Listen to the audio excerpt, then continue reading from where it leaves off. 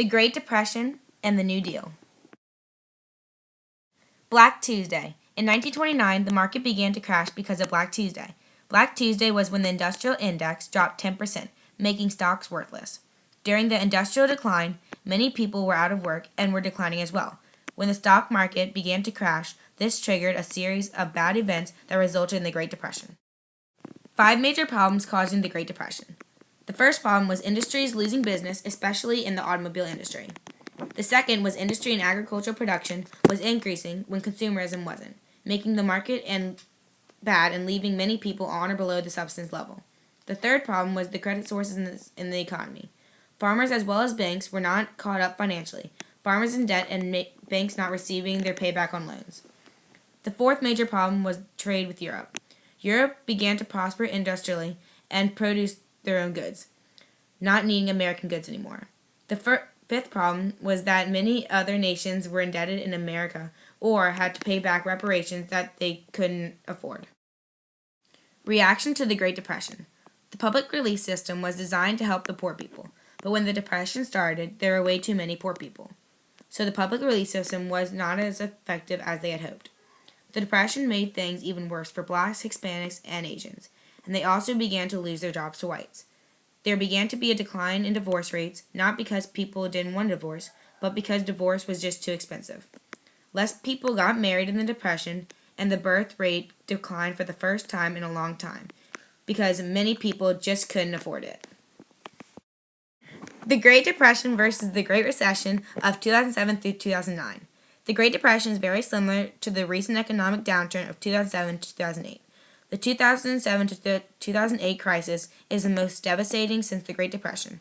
Both the Great Depression and the 2007 to 2008 crisis resulted in the fall of the industrial institutions, national banks failing, and the stock market crash. In the Depression and the Recession, unemployment rates were even worse for blacks than for whites. But overall, the unemployment rate was 10% greater in the Great Depression than in the Recession. Like in the Great Depression, trade with Europe was also greatly affected in a negative way with the 2007 to 2008 crisis. We owed Europe a lot of money. Farming during the Depression. Farming was much more popular during the Depression, so people who were starving could at least grow their own food, unlike most people during the Great Recession.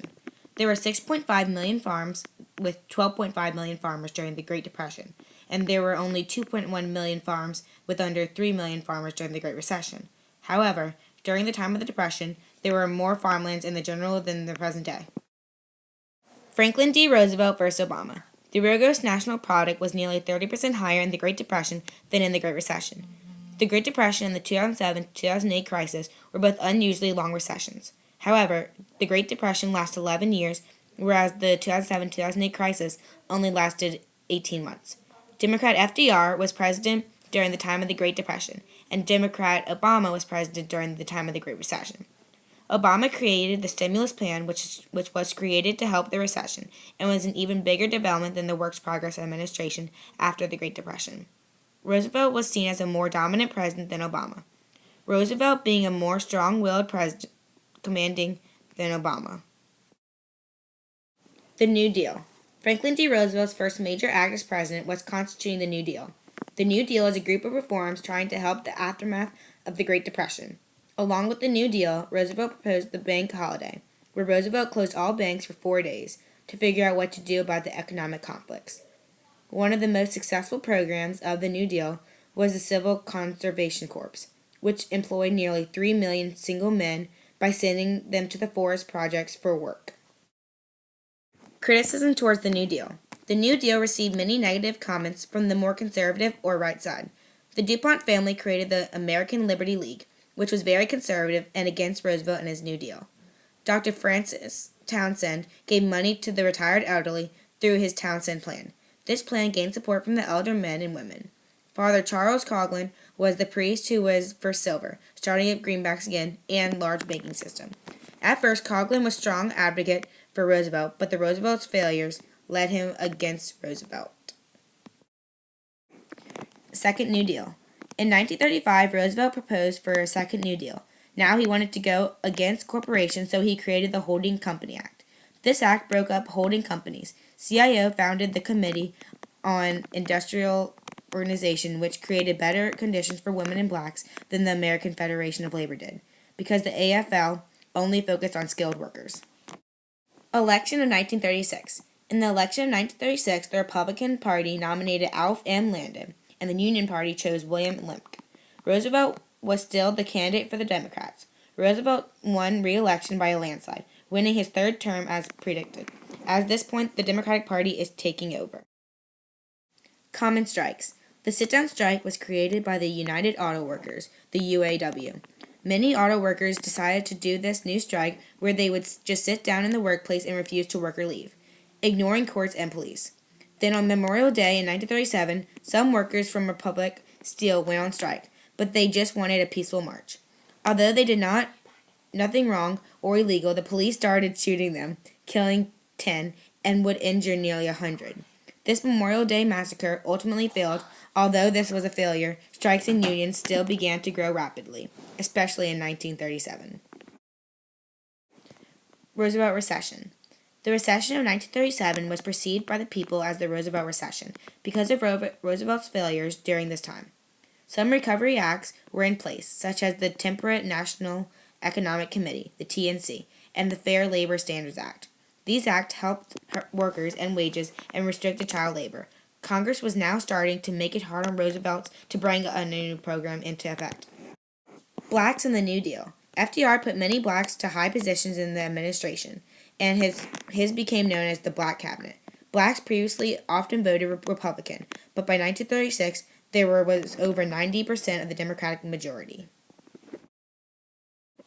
The New Deal in the West. The New Deal programs created dams and power supply verbally in the West because of its great spacious location. The Grand Coulee Dam was one of the largest projects because it provided cheap electric power for almost the entire Northeast. The New Deal's legacy. The New Deal helped bring up new groups such as the farmers and other workers. The New Deal also helped with welfare and the Social Security system.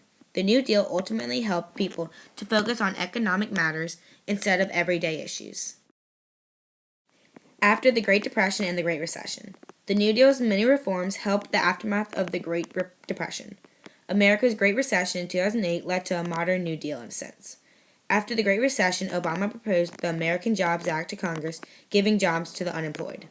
This act tried to raise money by taxing the wealthy to help with spending for these employment projects.